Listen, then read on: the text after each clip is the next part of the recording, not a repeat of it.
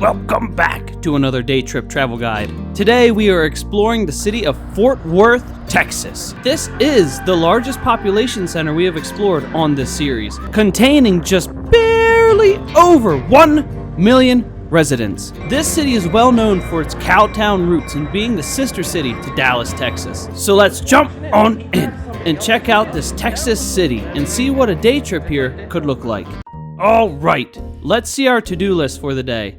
First off, we need to find some breakfast in a local donut shop, visit the downtown fountain complex, check out the zoo, find some barbecue for lunch, go to the Botanical Gardens, wander through the Stockyards, take a train excursion, go to a local flea market, find dinner, and finally go to this jazz lounge bar thing a buddy of mine told me we should check out while we're here. Alright, let's go find some breakfast. Before we start rocking through the day, let's go grab some donuts for breakfast at a local shop. Mousa Donut would be the choice. Located just south of downtown Fort Worth on Rosedale Street, this shop had some very nice owners and it definitely translated into some good breakfast as well. We picked up a bunch of donut holes to split and I got a chocolate cake donut and some mini dog cheese roll things. Everything was very good.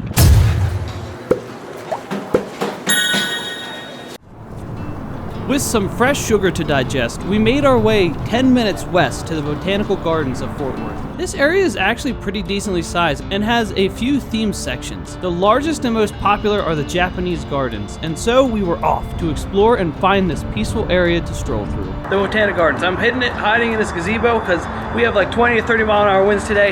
Not a great filming day, but it's actually kind of not bad out. It's a little cloudy, but we'll take it. It's with how the last trip in Denton went, I'll take windy over downpours so we can still do some outside stuff.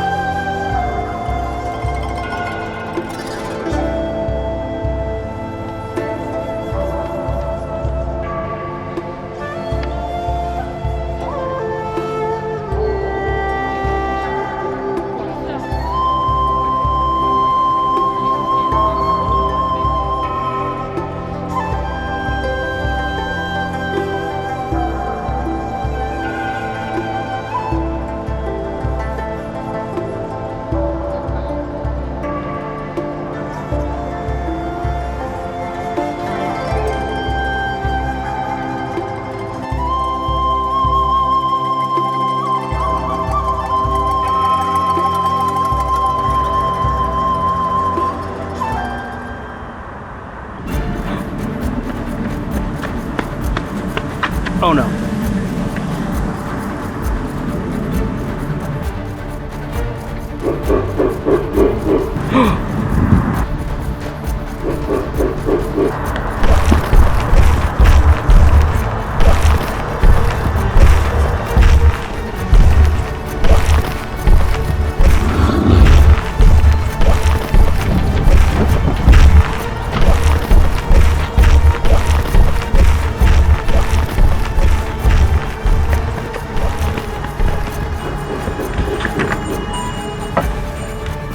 Okay, I'm gonna hide out in here. Okay, I think the coast is clear. Okay, let's get to the next place. Let's take another 10-minute drive directly south to the Fort Worth Zoo. This place was pretty crowded today since there was a running race going on. Overall, the zoo was larger than we had expected, which was a nice surprise. So let's jump into what some of this place has to offer. Starting off with some flamingos leading us into the primate area, housing gorillas, orangutans, and a few others. After leaving, we wandered through the one-horned rhino habitat, these cool red-horned cranes, and the Sumatran tiger.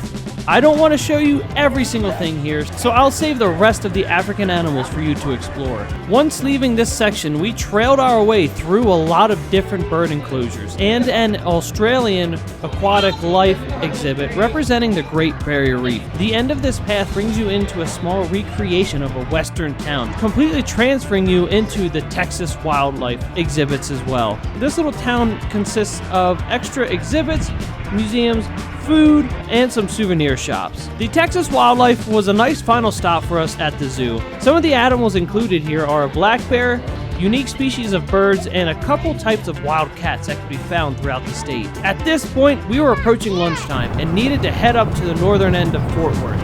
Before that, we wanted to make a pit stop for some barbecue. Unfortunately, the barbecue we stopped at for lunch recently closed. It was Brix BBQ, and everything was generally pretty good. The owners seemed to want to take a general step back from this industry and had some other ventures they wanted to explore. This was explained in a social media post and news article about them. Fortunately, on a different day, I was back in the area and tried out Panther City BBQ just a couple blocks from Brix. So this will be our lunch option for the trip. Panther City BBQ is located south of downtown Fort Worth on East Hattie Street. This barbecue is similar to Hurtado's, where it is a blend of Texas barbecue with a Mexican twist to it. So generally, it's kind of up my personal alley for barbecue. I really like this style since it doesn't run too sweet and the rubs have like a little more tang to them. Now this is definitely a popular spot, so come here as soon as you can. They have a good variety of your go-to barbecue classics. I picked up the pork belly burn ends, brisket, banana pudding, and spiced smoked mac. Also, I sampled a little bit of rib someone else picked up I was with as well. Everything was awesome. The pork belly ends were probably the best I've had so far. Alright, before we head to the northern end of Fort Worth, let's check in on our to-do list. We snacked on some donuts from Mousa Donut, visited the Botanical Gardens, explored the Fort Worth Zoo, and ate at a local barbecue shop for lunch. Looks like so far we're going at a good pace for the time of day. So let's head on up to arguably one of the most famous places in the city, the Stockyards. Before we dive into what the Stockyards have to offer, we were scrambling to make it to our quick train ride through the surrounding area. Now this was a cool experience at the start and something you should definitely look into while visiting. The Grapevine historic train completes a longer excursion from Grapevine to the Stockyards and back. They have a quick about an hour or so long ride out and back from the Stockyards station. This is a nice family-friendly addition to your trip. Now I think the best part is probably not directly riding the train, but pulling through the main Stockyards station, right in the middle of the bustling stores and shops. This large locomotive parts the crowd to drop off its passengers. Generally, a unique experience here for any enthusiast. The excursion itself is very quick and neat, with some tight legroom with the 4-person seat configuration. They have some actors come through staging a train robbery during your venture, but it's mainly about enjoying the spacious ride in the historic cars, taking in the surrounding sights. We then set off to explore the Stockyards themselves after our little historic ride down the tracks. Now, I would visit the Stockyards site to see what events are going on during your visit, or if you plan around anything. You could spend a good portion of your day just here, so let's jump into some of the places you could visit, shop, or eat here. Since we just got off the train, we will start in the station. Located within is the Longhorn General Store, Cocopelli Jewelry, K.O. Trading, The Candy Barrel, Texas Hot Stuff, Risky's Barbecue, The Spice and Tea Exchange, Back 40, Sassy Pants, and a lot more. Continuing on with some of what is found around the area, including Fincher's White Front, Provender Hall, Risky's Steakhouse, Western Legacy, Cowboy Channel, Love Shack, White Elephant, Letty's Boots and Saddles, Adobe Western, and Ponder Boot Company, with a whole lot more scattered around this historic district. Generally, the Stockyards began in the mid-1800s as a small stockyard like any other.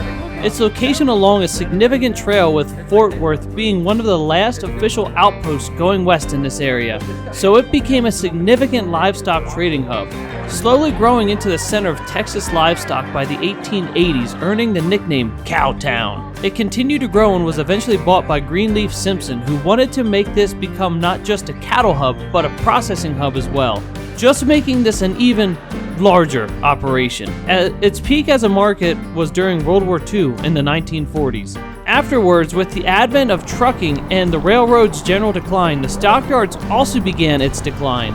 By the 1970s, it was a shell of its former self, and very little was left.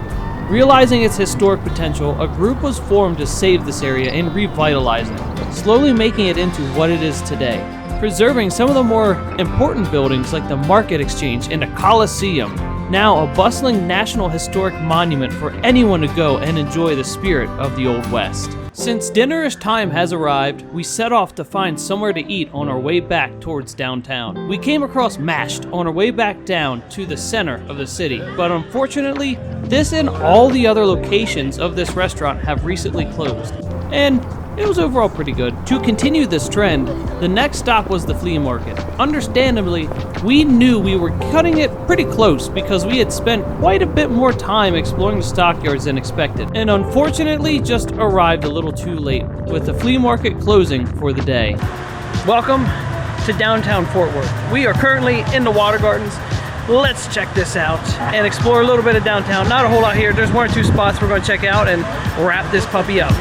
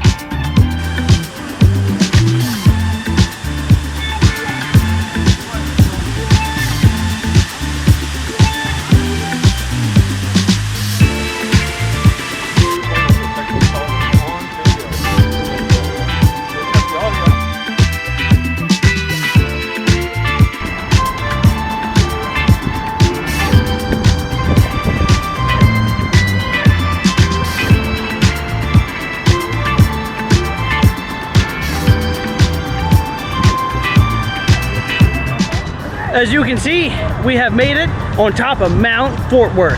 No, not really. We are on top of this cool little feature. You'll see the time lapse. This little sculpture park's pretty cool. I just want to give a little quick reaction. It's a neat little park. It's that little gully you walk down in was surprisingly a lot bigger than I thought.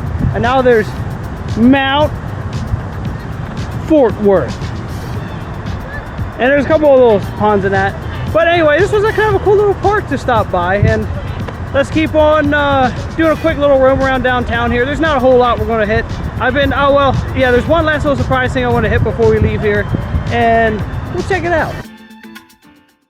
Okay, before we head out to something sweet, let's do our final check for the to-do list for this trip. We just left the Water Gardens, visited the Stockyards, rode the Stockyards train excursion, unfortunately missed the flea market, found a dinner spot, and we will go over the final item in a second. So, we did pretty decent on today's day trip travel guide. It's unfortunate that a couple of the restaurants we hit are currently closed, but that industry is just tough to survive in. So let's hit the final destination and wrap this puppy up. We have entered the final leg of our journey. It is time for a little sweet treat at the end. So let's jump on in to the good old Morgan's Ice Cream. Here, just south of downtown, you can kind of see the skyline poking out right over yonder. Let's get some ice cream and end this trip. One other thing I want to say, there was one other thing downtown where I want to stop at, but there was like an event going on across the street. We could not find parking at all. It was called like the Scat and Jazz Lounge. I was told by a couple people it's like a really cool secret little side spot to go hit.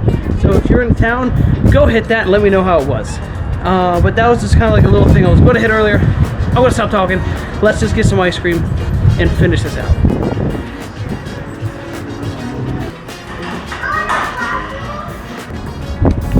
Well, that's good. Tastes like, it's like a super sweet cookies and cream. Anyway, that caps off the travel guide kind of town trip deal. That pretty much taps off Fort Worth. So I'll see you in the next one.